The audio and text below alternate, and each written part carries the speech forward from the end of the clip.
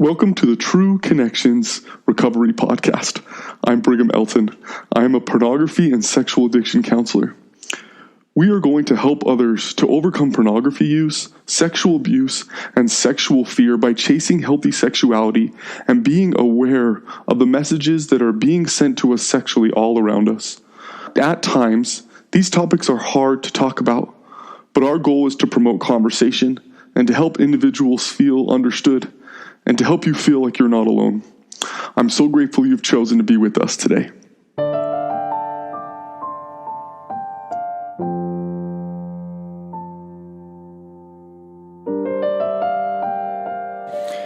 Chapter 4 is entitled Talking About Friends and Influences.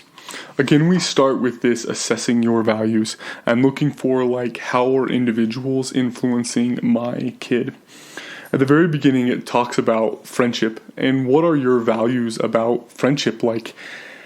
It starts with okay, what kind of friends do you have? Do you favor other friends over others? Those kind of questions. Just looking for what am I subconsciously teaching my child?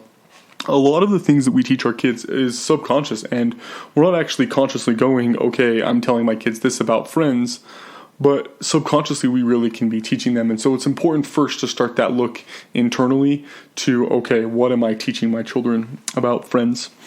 Next, it then talks about social involvement. What is your role going to be in your child's social life? And then how will that shift over time as your child's social life becomes more and more independent? Some questions that stood out to me was, one is, what social activities do you think are important to monitor? I think talking about that as a couple, can really be influential. And you're going to pull from your own experience to find things that you think are important to monitor for your child. And your partner will also have different things that they think is important for you to monitor. And I think looking at why do we think it's important to monitor these things really is helpful, because sometimes it's just because of an experience we've had as a kid, and who knows, maybe that value need to be shifted. The second one here is, how do you encourage your child's independence, if at all? I think that balance as a parent is really difficult. We want to prepare them for independence as they get older and older, right? They want to use our home as a springboard, and the way that they can do that is if we are helping them become more and more independent. I think sometimes as a parent, we're just trying to make our homes comfortable. And sometimes that becomes easiest when we take away our child's choice. But I think one of the best things we can do is to enable choice for our child, right? And then really try to help them to take ownership of the choices that they are making. In the final section called Exploring Social Rules, there's just two questions that I would like to point out. One was, what rules do you think should be in place when your child has friends over? For example, bedroom door open, parent always home, etc. I really think that that's smart, again, to set before it becomes an issue, right? Instead of waiting till something happens in your home. And then next is, at what age do you think it's appropriate for your child to make his own decisions about friends, curfew, parties, etc.? Again, I just love this idea of letting that responsibility of choice start to shift over to the child, right? And they can start to own okay, these are the good choices I made, or these are the crappy choices I made. And they really can't own that until they believe it's their choice. If they think it's your choice, then the parents will be to blame for those different choices. Again, I think these are awesome questions for you and your partner to discuss and to make sure that you understand where you're coming from and where as a family you hope to go to. The first section is called Your Child's Social Development. I think learning this information can really help us to put some realistic expectations on what my child is ready for at each stage and what are things that I can stress as a parent to help my child be successful in the stage that they are progressing through. It goes through them one by one, right? It starts with trust versus mistrust from 0 to 2 years, right? Where this is going okay, if I'm being cared for, then I have this idea that people are there for me and I can count on someone. And then if there's a lack of people being there, then we can develop a sense of mistrust. We go to autonomy versus shame. If a child is supported and encouraged during this time, he will develop confidence. And this is the stage that we start to engage in parallel play which is about individuals playing in line with each other, not like actually playing and interacting with each other. Then we hit this initiative versus guilt, which is 3 to 5 years old, and then industry versus inferiority, right? And it goes through all these different stages, right? But the one that I wanted to hit with the most weight was this last one, identity versus role confusion, 12 to 21 years old. During this time, adolescents seek to answer life's most important question: who am I? Your child might experiment with different roles and perhaps with behavior that you consider risky, such as drinking or experimenting with various sexual partners. He will also seek mentors and outside influence in an attempt to form his own identity. The way he is viewed by his peers becomes very important during this stage. This is a difficult stage, and this transfer into independence is hard, especially as our child chooses mentors that may be outside of us. The thing that I've seen be the most successful for parents in this stage is to stay engaged. Know what's going on in your child's life and help them to speak about their friends' lives and their own lives so that they then have a chance to reason out and have to put words on the things that they believe.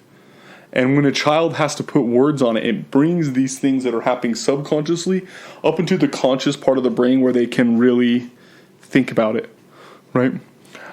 They will go through phases like who am I right then is very liquid. And I think it's important for us as parents to see the long term, right? Like as I went through these different stages, I had a bajillion who am I's and who I thought I was going to be. And I defined myself externally first, then a little bit internally, then back to externally because I wanted to shift, right? And that kept moving. And I think knowing that really matters, right? That this is going to be liquid. Allow your child space to learn and fail and be there and be aware of what's going on. Getting to know your child's friends. I think this gives some great advice on ways to stay involved in your child's friendship. It talks about like really helping our child to lean into a couple social settings that can help them to build these kind of friendships, right? Talks about sports teams, dancing, acting troops, summer camps, church youth groups, but just leaning into a couple of those really can help a child to develop relationships that are within the framework of an activity, which makes those easier. Like the easiest friendships that I have are friendships that I'm doing an activity with someone and then it doesn't bring as much stress about conversation carrying and things like that. It also says like really like make an effort to get to know your child's friends, like be invested in them, be engaged in their life, ask them questions, learn about them, because these are the things that your child is using as a reference point for what's normal. And so if you know what her social life is like, you can know what your child's social expectations are like.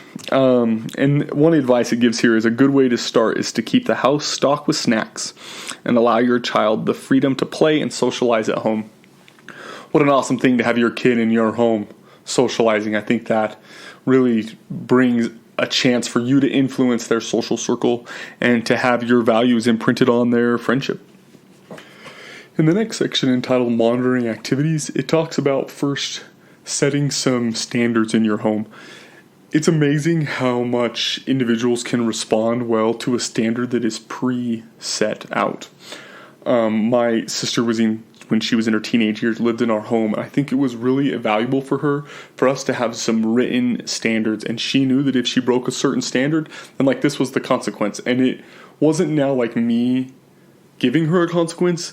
She saw it as like her choice leading to a consequence, right? Like that's the goal here. Like otherwise I'm the bad guy, but we like want her to identify her choice as the reason for the consequence, right? And that enables that child to be a more effective and a chooser with foresight, right? And to see these things that are coming and then make those choices. And so if you can establish those clear set of rules, and I understand that some rules need to be a little more liquid, but the rules that you can put in cement and solidify, like those are really going to help your child to see the choice as the issue, not the parent as the issue that is causing the consequence, right? We want the consequence to be connected to the choice. And just as much as we want it to be connected to the choice when it goes bad, we also want it to be connected to the choice when it goes well, right? It says here that You can encourage positive behavior by allowing your child more freedom every time he shows good judgment. For example, if your child is honest about something he did wrong, reward him by showing him more trust the next time he goes out with friends. I have heard some stories that have really gone well of individuals' curfews that were pretty liquid, and they would move kind of according to the trust level that was going on. And that was sure hard for the parents to keep track of, but it was very powerful to have not only a negative consequence when something went wrong, but also a positive consequence when something went right? Like this individual was consistent with this curfew over the weekend, and then the next weekend he got a 30-minute increase on his curfew, which I thought was awesome. Like, it's this evidence that, like, hey, you're making a trustworthy choice. Here is some more trust. We believe in your ability to be a chooser. Especially when we can let our child choose in a situation that won't do them forever harm, right? It brings up the example of like a kid spending his allowance or his money on a dumb toy, right? Like, that's a great thing for a child to learn, right? If they're at a stage when that's actually going to stick for them, like, what a powerful way to learn that, like, hey, if you blow all your money right away, then it's gone. And you don't get more money just because you want it, right? And the home is a great, safe place to learn something like that. And the goal is for that to be the place of failure. Like, the home is the safest place for someone to struggle with even like things like pornography. Like, consistently I'm telling people, like, the home is where I want my kids to struggle with pornography, because I know that they can fall back on our connection. The final section here is called Encouraging Positive Friendships. In this Encouraging Positive Friendships, it hits a principle that I want to talk about a little more deeply. It talks in this section called Talking About Image versus Identity. You can help your child during this time by emphasizing that identity is not based on image, despite the messages they may hear from friends and the media. I think we really want to help our child to believe that, like, their identity is not centered on the way that they appear, right? And that who we are is much, much, much more than that. And a great way to encourage that is from an early age as a human to talk about others as their identity, less about the way that they look, right? I understand that it's natural when you see someone to judge them based on the way that they look, but when you can talk about how someone is smart or is intelligent or is quick or is witty or is whatever, that helps your child to see other humans for more than just the way that they appear. And that starts with the way that we as parents speak about individuals. Then it's also important about the way that we speak about our child, especially when we think they're not listening. That really can establish an expectation of what has worth. And if we're only praising someone's looks, then that's what they're going to think has worth, right?